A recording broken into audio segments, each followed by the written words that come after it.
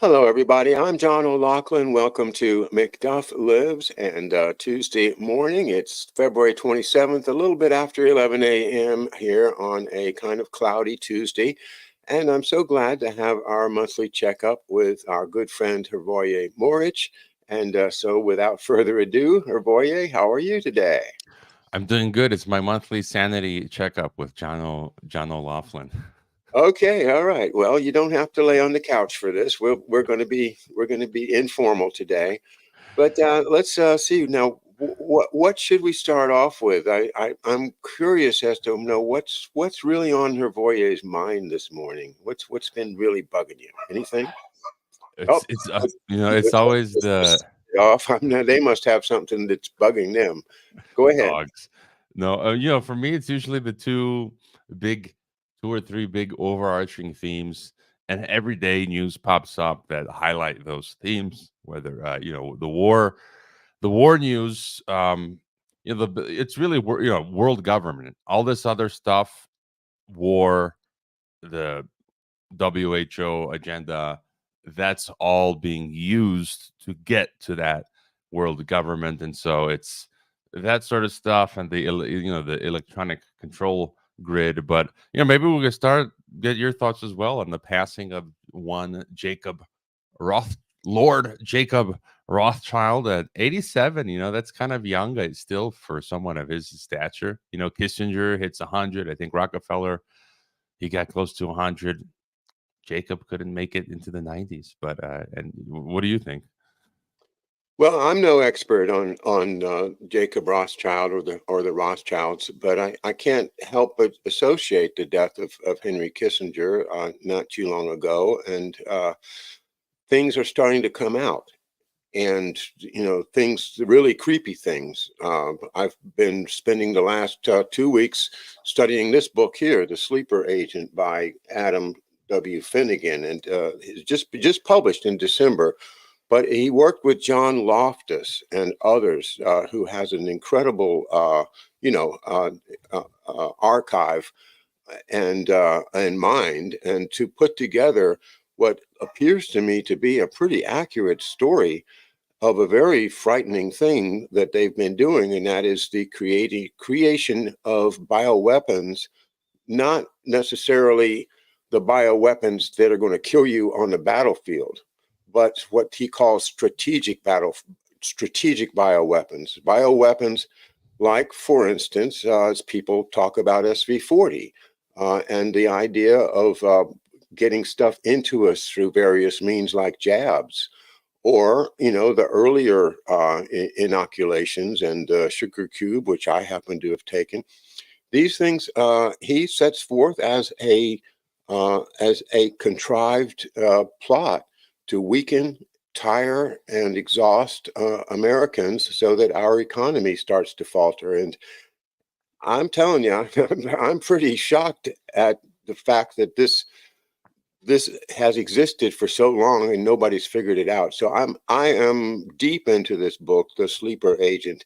Jacob Rothschild may have lived his full life expectancy. I hope I make it to 87. But as you say, it seems like a lot of these guys seems like they have a contract that they're going to get to 100. It's a deal with the devil, a Faustian bargain, and there's so many of these people that make it to 100 seem to be very, very deeply involved in skullduggery, such as perhaps the idea of strategic bioweapons being the way to take down the United States. Not nukes, not kinetic warfare, but simply destroy our health as a nation. So that's been on my mind, and I don't know if the death of Jacob Rothschild is another in a series that's going to happen because of the disclosures, whether it's about biowarfare or Novichok and the chemical warfare, which George Webb's been looking a lot at. As the Russian army gets closer to Odessa and uncovers more and more of the secret labs, we saw the New York Times had to admit yesterday that the CIA's had 12 secret CIA bases on the border of Ukraine and Russia since 2014. So, why are they protecting some assets? When the Soviets were taken down, where did the biolabs that they had built, where did they go? Did they possibly hide them in the Ukraine? Those are some of the thoughts that are running through my mind right now, and I'm really interested in this book, The Sleeper Agent. So, Jacob Rothschild, I always get back to the basic idea of the Rothschilds are the money men, but they're not the power. I don't think that his passing is going to change anything in geopolitics or the dynamics of the world. So, rest in peace. Yeah, I don't think it won't. Definitely, none of this ever changes anything. I mean, look at all of how history's just been going on, centuries, millennia, and it's the same forces with the same agendas. They go again. My view is that it's a power not of this earth that is behind all of that. So Kissinger's Rothschilds come and go. The plan remains the same. But just to what you said, there were interesting pieces that this week I was commenting on. We got to keep an eye out. There's an interesting newsletter you might like to subscribe to called Biodefense Headlines or something like that. Okay. And we gotta keep an eye out on the biosecurity state. And something I've been meaning to do more of. I was talking with a friend of mine who's also in the podcasting space that I need to start spending some more time on reading the current white papers of the elites. Because you had people like Harry Vox, who in 2014 he did a video where he was 2014 he was explaining the 2010 Rockefeller lockstep report, right? And then 6 years later, 2020, it happened. And so we should be reading these reports now, these white papers, these simulations, because certainly one of them is what they're actually going to do. They're wargaming it. And there was an interesting story how it was reported local NBC Colorado News. Colorado Springs hospitals and FBI work on emergency preparedness with bioterrorism exercise. And it basically said 3 hospitals held exercises with the FBI in a full-scale bioterror event in an unannounced mock disaster. Unbeknown to staff, patients were simulating suffering from a botulinum toxin that was intentionally placed in the milk supply. So is this again something that they're planning? And then there was another story. To what you were saying earlier, this is Rand Corporation, and it's titled Emerging Tech and Risk Analysis Synthetic Pandemics. And I just took out the excerpt. It says the authors determined that either the deliberate release of an engineered pathogen by a state or bioterrorist, it's always the state, come on, by a state as a weapon, or an inadvertent release of an engineered pathogen from a research lab could result in a synthetic pandemic. It goes on to say the RNA viruses represent the likeliest of the viral agents to cause a future pandemic. And it says that they're likeliest to infect new host species because of their shorter generation times. And it says, although engineering a synthetic pathogen to create a pandemic will become easier, engineering the desired pathogen characteristics while maintaining competence in viral replication would still be difficult. That's what J.J. Couey talked about. So Right. they can create the synthetic stuff, but it won't replicate, and they'll fire it off, and it'll be like pew. But they can use the media and everything to create and manufacture, right, this image of a pandemic, as well as who knows what effect this sort of. We can just use the broad term bioweapons, and they don't even have to be viruses. For the no virus crowd out there, they can be something. We don't even know what the stuff that they're creating. That some sort of tech that, as you say, can harm us. In fact, the other day, I've been noticing here where I am in Mexico. I think I'm noticing more people are getting ill more often than when I compare to other geographies of the world. So a lot of friends and family, including myself, and there's a contagion. Something's happening. I don't know what it is. I don't know if it's related to, the chemicals and the crap they put in our food, because it's getting harder and harder to get clean food, you know? And then is it pollution? Is it the spraying? Right? I was looking actually the other day. It seemed like there were streaks in the sky above me. So maybe they were spraying. Again, what effect does that have on people? Does it cause some respiratory illness? And so it's really hard to get to the bottom of this, John, but we are under chemical assault. Well, there's a lot there.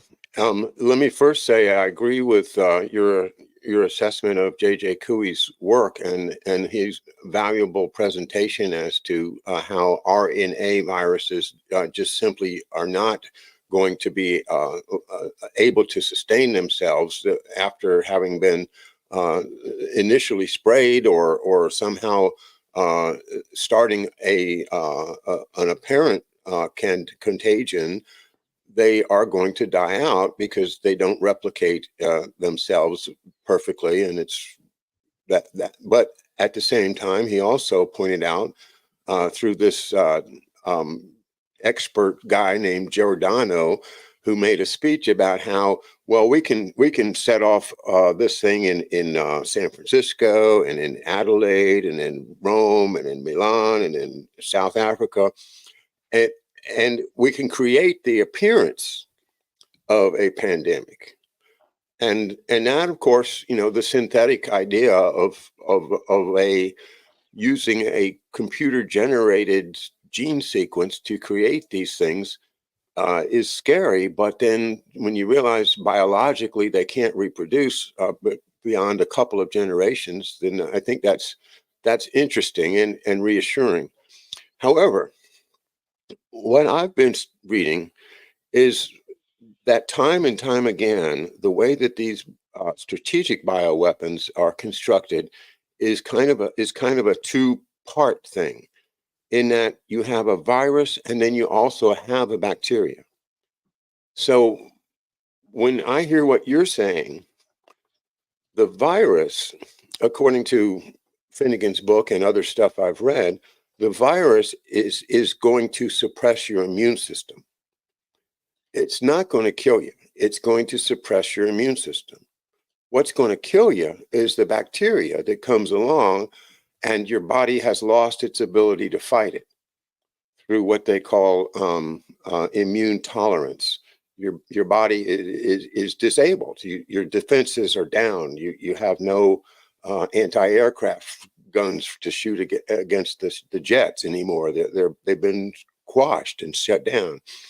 And of course, that's the story. What they tell me about my cancer is that, there's this gene called P53, and it gets compromised.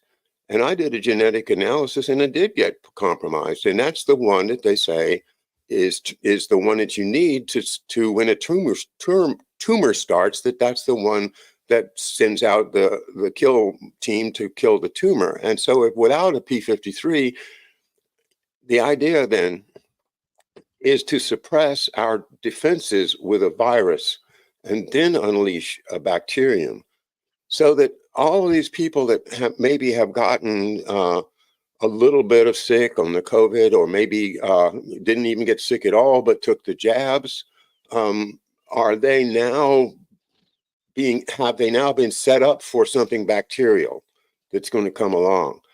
And that's why I think it's essential to study this book, The Sleeper Agent, because the detail with which the author has been able to describe this process is just it's spellbinding and it's chilling. And I always think of bioweapons as throwing a bunch of bugs at somebody in the middle of a battle so that their team dies, and then you get to have the property. But that's not it.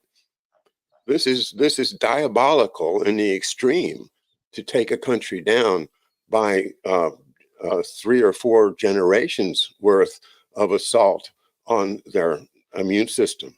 That is what I think that's what's the biggest thing on my mind. And so all of the questions of world government, well, they're not there yet, but it is just a continuation of the British Empire, the British East India Company, the the whole ancient wealth of the world is still there in concentrated form, and the rest of us are completely powerless against such a, if there's like $500 trillion in somebody's bank account and we try to protest against that person, well, forget it. It's game over. Nevertheless, they haven't won yet. And, I'm doing everything I can. I know you are too. I wish I could just get my liberal friends just to please, please, please pay attention. These are good Jewish people that just sit back and watch Rachel Maddow while the children of Gaza are getting murdered. And that's probably the number two issue on my mind is there any way to wake up the American people? I mean, that guy set himself on fire the other day. I'm sure you saw Yeah. that. Yeah. I mean, and it's just, and he was with the Air Force psyops units. Maybe it was a psyop. Maybe, well, yeah, it does seem that way, doesn't it? I mean, there was an interesting comment on Twitter I saw yesterday from a guy I follow that's interesting. Duncan Rayburn, professor, Catholic, dissident metaphysician. He says he showed a photo, I think, was that Pink Floyd, where the guy is on fire, the Pink Floyd album. And it says self-immolation isn't a protest against the regime. It is the regime. Just mimesis translated into extreme semiotics. And I think he's got a point. And, yesterday I spent 2+ hours chatting with my professor, former professor, senior UN lawyer, Alfred de Zayas, UN special reporter. And he was, impacted by this young man doing what he did. But I don't think it was the right thing to do. It's like Vietnam again, right? The Buddhist monk who lit himself on fire, and exactly my mind, yeah. I've seen that video. It's it's the cover album of a Rage Against the Machine album. They've completely sold out, but that monk, he didn't peep. He just sat there burning slowly his flesh, and he didn't cry or yell or anything. But just some of the things you mentioned, I'm already forgetting. You mentioned the world. Just one more thing, two things here. So yesterday I interviewed this wonderful Canadian dude. I'm sure he'll come on your show, Stefan Verstappen, and he's got 30+ years in martial arts, survivalism. And I caught him on Mike Adams' program, and then I said I had to talk to him. And he makes a good point, because you mentioned Rachel Maddow and your liberals friends and all that. He says we just stop listening to everything. Like, it's a waste of time. Even alt media. There's a lot of alt media, he says he's just stopped listening to them because it's fear porn, it's hype, it's clickbait, it's grift, and none of the predictions come true. And he's like, just spend time preparing and not in this fear porn, and making preparations, doing stuff that's positive for your mind, going out in nature. And again, I'm not telling people not to listen to my show or your show, but I think he's got a point where there's a lot of this fear doom porn out there, even in old media. I'm just imagining, I can't imagine sitting and wasting my time watching Rachel Maddow or even Alex Jones 3 hours a day. It's just like, there are better things to be doing, and we all have to be economical with our time. Pick your podcast, listen to them while you're doing work on 2 times speed, whatever. So that's one thing there. And I would just argue back with the world government, the way I picture it. I feel it's already here. We're in it, and it's this transnational, faceless system that's in all countries, like Invasion of the Body Snatchers. And so it's not like, because I'm looking here in Mexico, I'm reading stories like today from the UK. It's being reported, I think it's the UK. It says, getting with the times, 80% of 85 to 95-year-olds now pay with contactless. So a record 93% of all in-store card transactions up to £100 were made contactless, as the payment method traditionally used by youngsters goes mainstream. And so again, where they're edging us off that cliff. And I feel like, you notice here in Mexico, it's the academia is already fully on board intellectually with globalism. The schools, the various Mexican government agencies are implementing UN programs, and it's this system is just rolling forward everywhere. And Russia, China, Mexico, US, it don't matter. This is already here, and it's just rolling forward. And so, yeah, those are my two little points there. All right, so give up on all my liberal friends and No, just not give up. I just thought, I just thought it was interesting when you mentioned them watching. No, don't give up you know, on them. I'm just you know, saying, like, I Rachel use Maddow. Rachel. I use Rachel Maddow as a punching bag. I mean, she's one that I started watching her when she first started, and you know, she felt kind of weird to me even then. But I was a liberal back then, so it was like okay. But no, no, I see through it now, and that lady's really cashing in. She's making like 15 million a year. I heard a couple years ago. So yeah, I don't mind punching it at Rachel Maddow as an example, but these people are watching CNN 24 hours a day. They've got televisions in every room to make sure they don't miss the latest drop from Wolf Blitzer or whoever's telling them what to believe today. And I don't know. I just don't know. There's not much I can do about it, but I did get a chance to kvetch with you about it. Interesting point about the world government. Already, you've said this before. It's already in play, and there's no humanity left in the way things run. It's all empiricism. How much is it worth? What can I get for this? How do I make money out of this situation?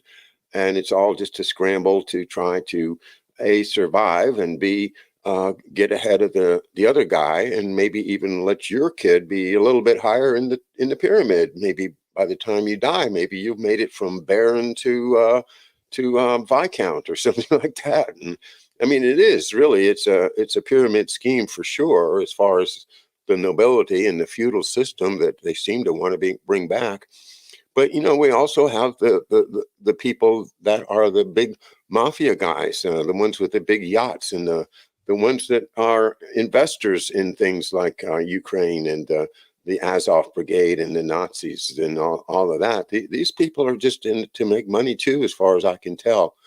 But there has to be some pushback on behalf of humanity, and especially from people who are, if I mean, I don't know how deep to get into religious things with you, but it is interesting to me that you have a kind of a biblical um, view of the future that I don't have myself. But to look at it from the point of view of uh, there's something coming in the future that we need to get ready for. It requires a faith that I don't have. What I want to do is to expose the layers of deceit and corruption that have taken away the rights that we have established in the United States of America by fighting the revolution against the British Empire, by installing our government under a republic form with a constitution that is the supreme law of the land. And I feel that we still have it. We may not have, I don't have control over the court system in the District of Columbia anymore. I mean, that seems to me a lot of that has been taken. But as far as the structure and the intention and it's like I think we have the foundation, and we have the the the the support beams and things like that are still there, but the house doesn't have any walls and the roof's got blown off of it. But I'm for rebuilding. I don't think we can give up. Yeah, for me, the keyword just came to mind as you were talking was defiance, right? We, whoever, at least, I'm going to just be defiant in the face of all of this to the very end, right? To be dissident, defiant. I'm not going to wear the face mask, even if it means I have to skip a meal, or forage for food, or I'm not going to be. There will be certain lines where I'm just going to say, no, I'm not doing this, and they keep pushing it, and we're pushing back, and yeah, it's we do what we do, and it's been like this throughout history, right? Almost every generation has had to deal with this, right? Well, in this country in particular, I think we've been every generation been assaulted with a new attempt by the old empire to take us over, and right now we're under quite a severe threat, and it's in a severe. The people that are running our government right now, the ones that are holding the offices in the executive branch, and a number of the representatives certainly start with Chuck Schumer and Graham and all of the corruption, and it's just the it's like the stage is still there. The scripts are, for how to run a republic is still there, but the people that are on stage are all corrupted, and they're trying to screw up the play and throw it into chaos so that other hands can come in from the wings and grab all the gold and grab whatever's left, and just let the United States of America just fade away into dust, into the the ashes from which their phoenix will rise. And I can't just sit back and simply say I'm not going along with it. I am going to do everything I can to try to restore our faith and our citizenship in in the United States, because that's where I see the only hope for freedom for the rest of the world. I had Yuri Bezmenov again pop into my head because I saw the clip yesterday. Again, it's like Bezmenov was right, Yuri was right. I don't know if you saw the clip. Now, the Revolutionary Communists of America forming a party, and they were out in downtown Brooklyn. Um, you watch the video; it's nuts. They've got like posters of Marx and the red communist flags, and they're chanting and walking. There's a bunch of them, and I'm like, that's literally what Yuri Bezmenov was saying in 1984. And it's part of what you just mentioned, this bid to take down the U.S., because you've got that flood of migrants now, 7+ million.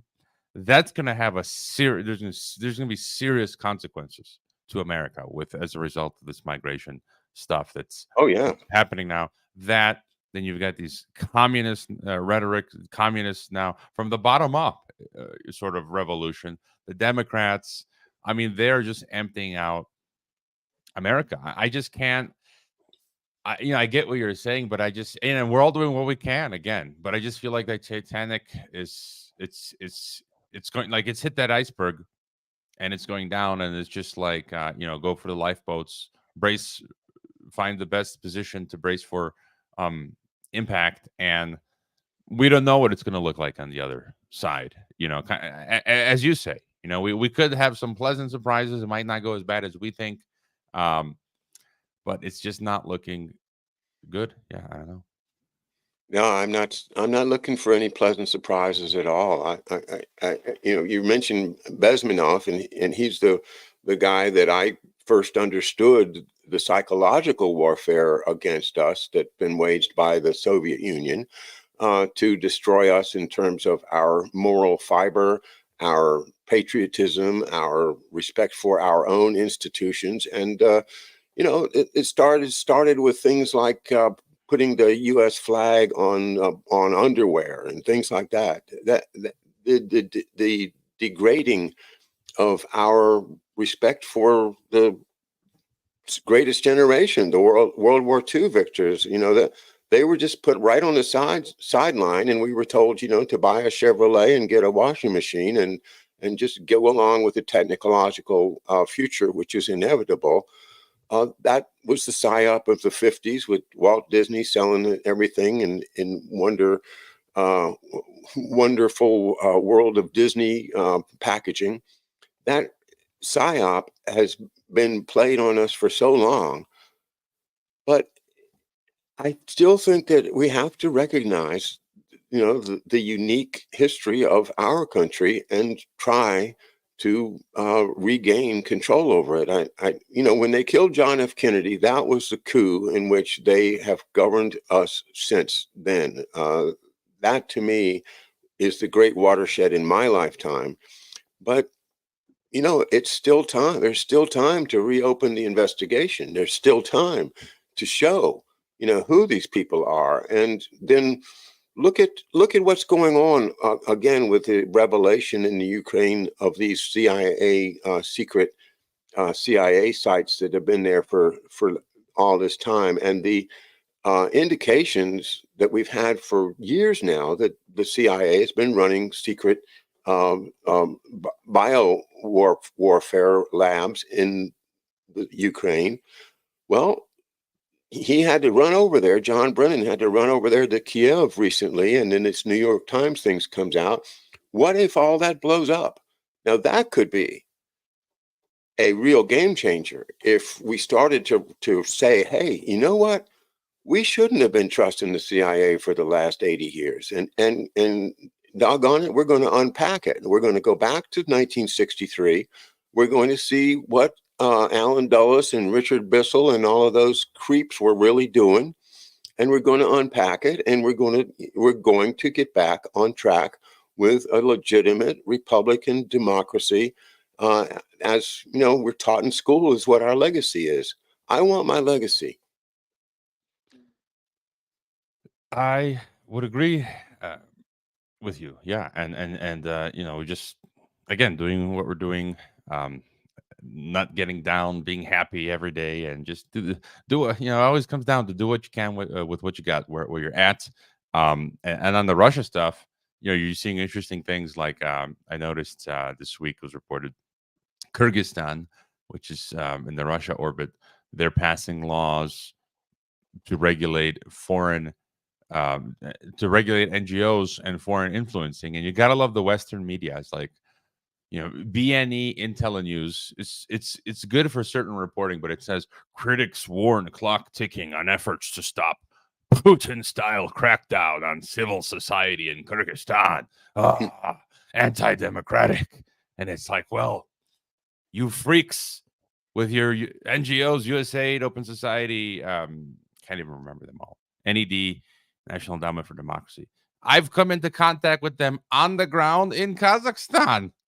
Literally, like Putin-style crackdown. They're not letting us be democratic by meddling in foreign governments undemocratically and overthrowing them. How dare they? It's just like this. I'm so sick of this bald-faced lies and hypocrisy with this Western empire and in some of these liberals that you allude to. It's like they're literally fascist totalitarians pretending to be Democrats. Democratic. There's a great Twitter account who's a former government worker. I forget his name. He uses a pseudonym, and he makes a strong case, and I really think he's right. We should start calling the Democrats, the liberals, fascist Democrats, because that's what they are. Because the right will call them communists, but they get more angry when you call them fascist Democrats, and I think that's actually more accurate because they control. It's the merger of corporation and state now. But also on the line of Russia, today you had the headline: Kremlin warns of conflict with NATO if alliance troops fight in Ukraine. The Kremlin warned the conflict between Russia and the U.S.-led NATO would be inevitable if European members of NATO sent troops to fight in Ukraine. And then you're seeing mixed signals where you see like, who is it?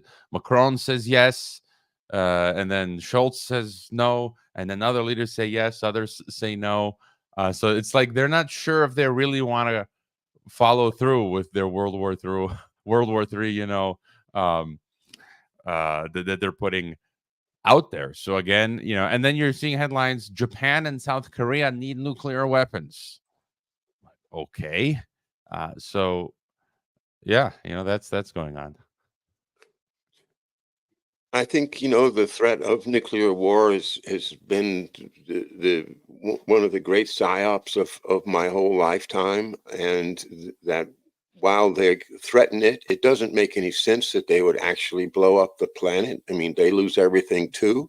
Whoever it is that wants to initiate an Armageddon, and so to me it just ties me right back into 1984.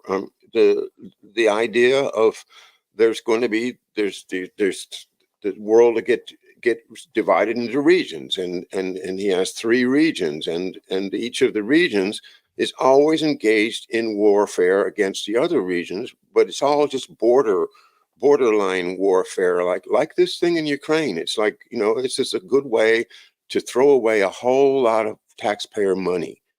Just get it out of the hands of the taxpayers, so the taxpayers don't ever get rich, so that they can never get enough money together to threaten the existing elites. So they're just going to suck all the money out of the economy by having this desperate need to be at war. That, put on top of that, you have the whole idea that was, fostered upon the American people after World War II, and that for some reason we, have the burden of freeing all the people in the world that are unfree. I mean, that's just crazy, because that means the people in our country that are unfree are never going to get free. The problems in our country are never going to get solved, and we're going to be spending all our money out there trying to solve a problem in some other region of the world that's going to just suck all the money and all the youth, and and if it's a war, then we'll leave 40 or 50,000 dead American bodies there. And I mean, it is a scam that's just been going on too long, and I don't think that this country is going to survive it unless the citizens wake up. And that I guess is my bottom line. And when the citizens wake up, I've got a good plan. You want to know my plan? What's your plan? I think it was 1933 when we had the banking crisis, and the government said we have to seize all the gold. We have to take all the gold from the citizens, and we're going to give them, what is it, $35 an ounce, but it's cash, just paper, dollar bills, but you have to turn in your gold. Well, it occurs to me that that is a precedent, and that if you look at the distribution of gold in the world, you see that the United States has at least 3 times as much as any other country. But where is it? It's in the hands of the Federal Reserve, which is private, which means that all of those big bankers have got all the gold. I think it's like 8,000 metric tons or something like that. All we need to do is to say, okay, it's time to seize the gold again. The United States takes title to all of the gold held by these Federal Reserve bankers or whoever else has got it. That's within the reach of the United States. And that becomes our nest egg, which it should have been all along, except for it was slipped away off the table when they formed the Federal Reserve. But we could grab it back from the big banks, and then their bank, those inflated stocks of all of those huge, credit swap derivative driven inflation might just become deflated, because there's no longer any gold sitting there to ensure the deposits. So that was my latest idea. Was, you know what, they took the gold from all the common people back in the 30s. Why don't we take the gold from the rich people in 2025, and that might reset things a great deal, and leave them out, floating around in their yachts without nearly as much money to play with. Who knows? Yeah, people have talked about that, and it would still cause. You mentioned reset. It would still be painful. It's like someone is yourself dealing with a tumor or cancer or something, and there's pain, and regardless, I think it will have to go through the fire, so to speak. It's time, and I think too many people have been leaving. Just, I don't know how to put it more accurately. Not that living in comfort and prosperity is bad, but I think that has led to degeneration in many ways, morally, spiritually. Like if you can maintain having high morals and good standards and comfortable life, great. but usually that's not how it works. People get very wealthy, and then they become degenerate, and things collapse, and then we go into that cycle where things collapse, they go to rebuild again. But just two things that you mentioned, the Canadian survivalist I interviewed yesterday on my TNT show, Stefan Verstappen, he mentioned the nuke scare. He's been, doing this stuff for many decades. And I would say that I think the elites have no qualms about running a nuclear war. I don't believe in the nuclear winter. And I do believe nukes exist. I've visited like Ground Zero, I mentioned before, the Polygon, and in Kazakhstan where nukes have dropped. So I think they would devastate areas that they hit, but I don't think it's like going to be the end of the world in terms of nuclear radiation or cold winter. And cities could rebuild like we saw in Japan, and so forth. So it's sort of like a limited. My vision of nuclear war is that it would be like a limited sort of nuclear war. Yeah, millions would die where they're hit, but it's not going to be like it wouldn't turn the whole Europe or US into like the video game Fallout.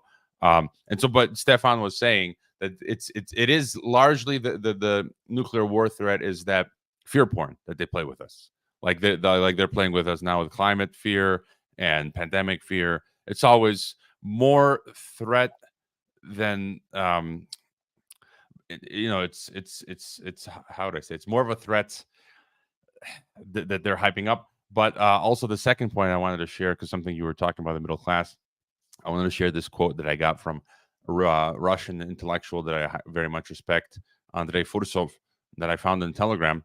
And he was saying, what's happening to Europe right now as a result of side effects of the conflict, Ukraine, although these things were conceived anyway, and they would have become a reality regardless, is that the middle class is being strangled in Europe. And I think that throughout the 2000s or 2020s, 21st century, supranational structures will eat up the European middle class completely. Why does this happen to the Europeans and not in Russia? We have a far smaller middle class in Europe. Instead, I guess a smaller middle class in Russia. In Europe, out of the 400 million people in the European Union, about half, 180, 200 million, will become the former middle class. And he talks about this new normality presupposes the expropriation of their property. All the European middle class will be eaten up. But the most interesting thing is if there's no global catastrophe, what will happen after 2030? Because a question will arise in the ranks of globalist elites: whose middle class will we eat next? So again, there's this transnational globalist class, and they run these emergency events. COVID was basically a war simulation that destroyed the middle class, whether it's COVID or a war. And he says there are only two candidates left, in fact, the US with Canada and China. Both their middle class is about the same, 250 to 300 million. Then the supranationals will have to decide where to unleash it. And I think they will unleash the process in the United States. Firstly, there's a massive non-white population in the US, and the justification for decoupling can be simple: to pay, for example, a penalty to blacks for all centuries of slavery. China has shown the globalists it can keep its population in check in a way that no other country can. Since there's almost nothing to eat in Russia in terms of average private wealth, we get space to breathe in Russia.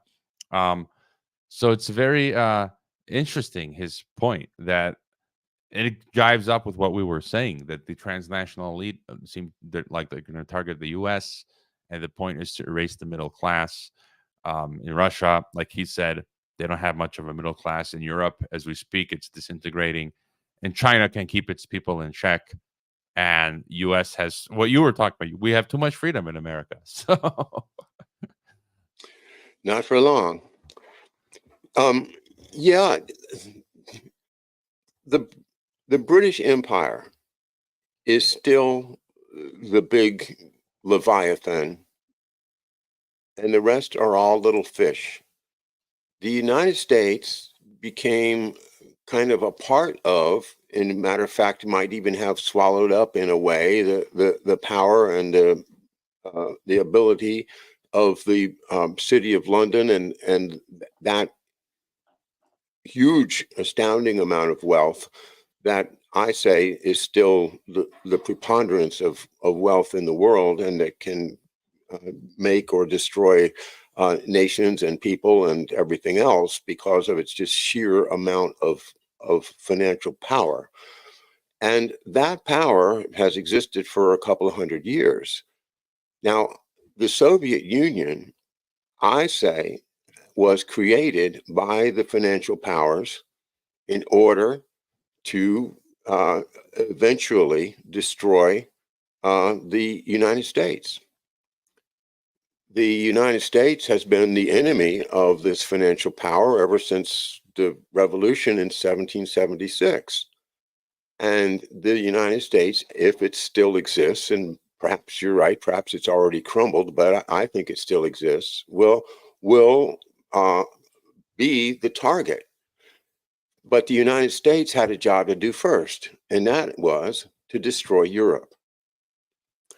And by destroying Germany, we destroyed Europe. So we were used by the British to come in World War I and in World War II to utterly destroy the middle class and everybody else in Western Europe.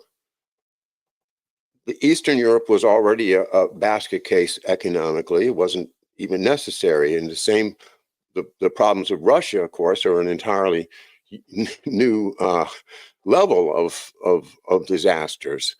So to make the Soviet Union become equal enough to the United States to threaten us, we've had to weaken the United States a great deal and strengthen the Soviets a great deal. And I feel the same way about China, that Mao Zedong was a agent of the financial powers, and that the Chinese government right now is still part of the big worldwide regime that is the legacy of the British Empire and the British East India Company, and that philosophy of British empiricism is exactly what we're facing when we say this cold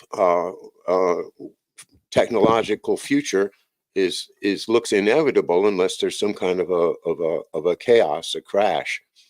So I think that to look at the Soviet Union as an independent sovereign nation is to make a big mistake. And so, in my view, the United States has pretty much done its job in destroying Western Europe on behalf of the British. And now the Soviets are given their chance to destroy the United States, again, on behalf of the British. That's my view. Yeah, it makes sense, and I need to spend more time because a lot of this stuff it's secret, you know, these sorts of plans. And when we're discussing it, it's like you really got to dig into the works of like the Carol Quigleys.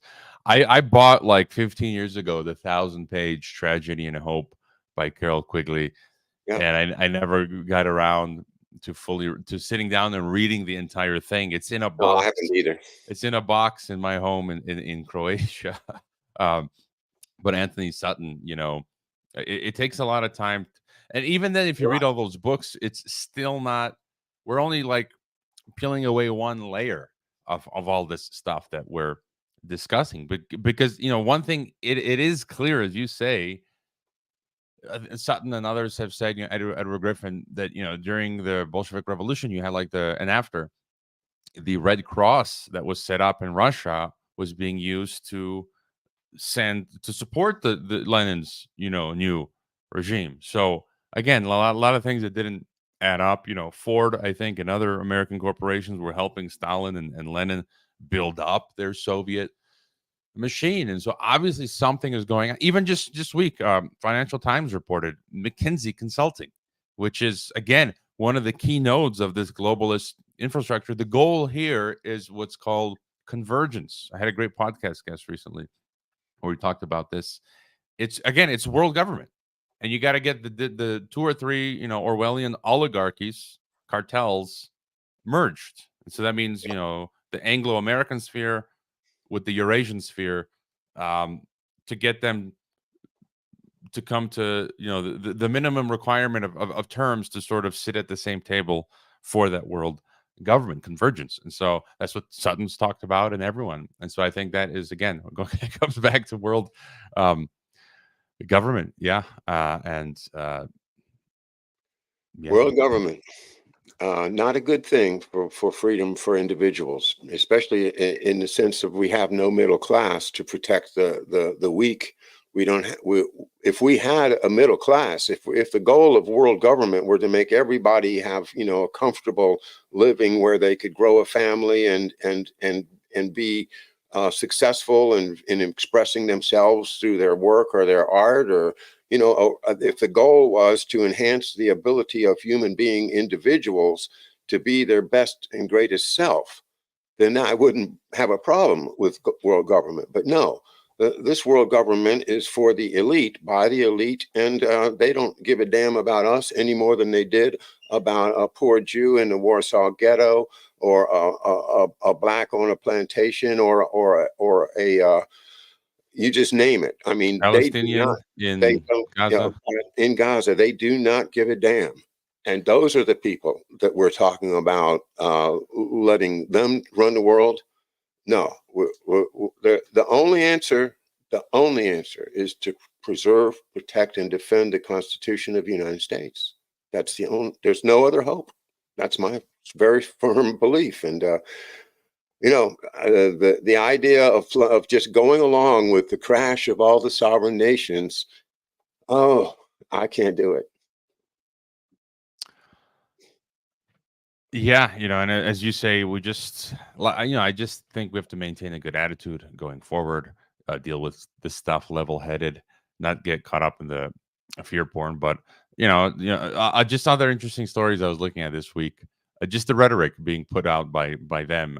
Financial Times again: fewer trips, fewer planes, business travelers rethink old habits, COVID costs, and climate issues forcing companies to cut back on work excursions. So again, they don't want you to travel. This is their vision, right?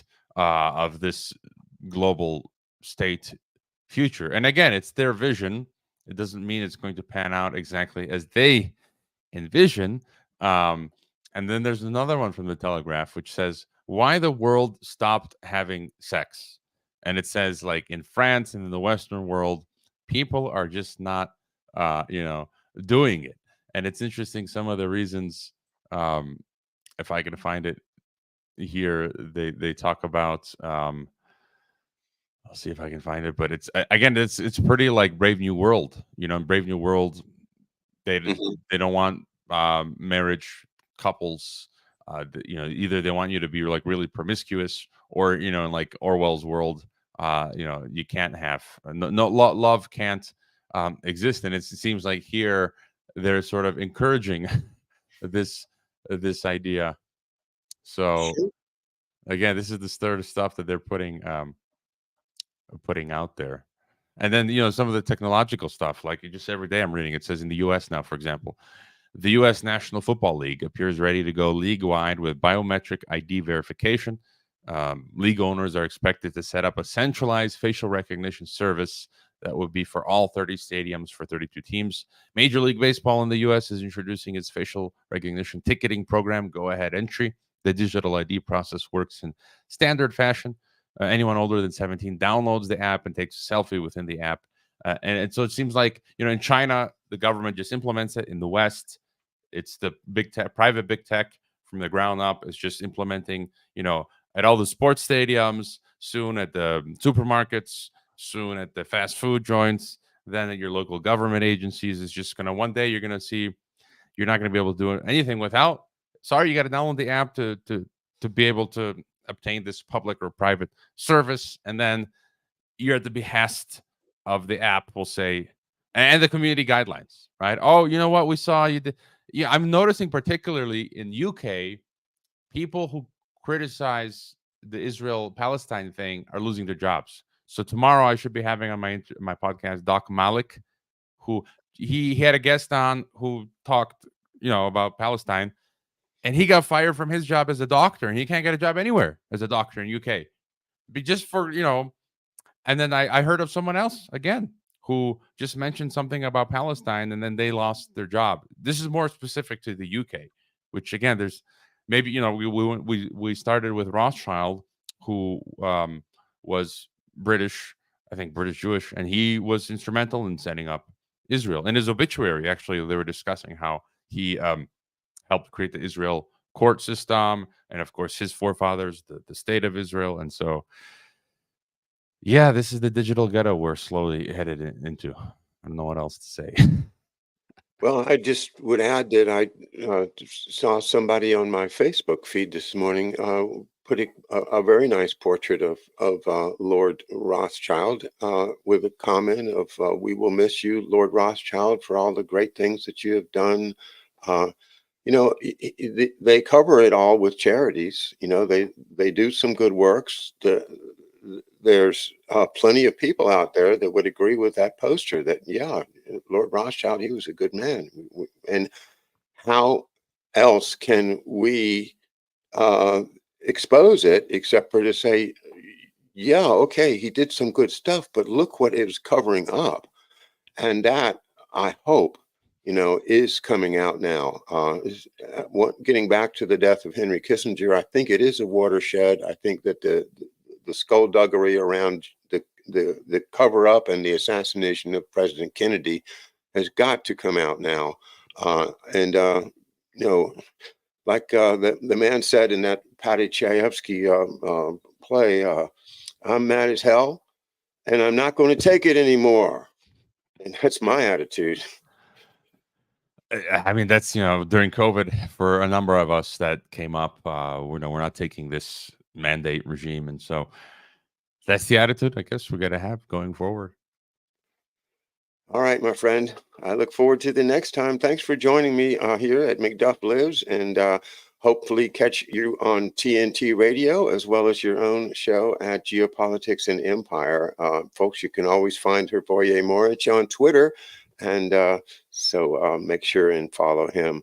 Thank you again, my friend. All right. Be well. Be seeing you. All right. Take care. Bye-bye. We'll see everybody tomorrow. I'll be back reading part 7 of The Sleeper Agent.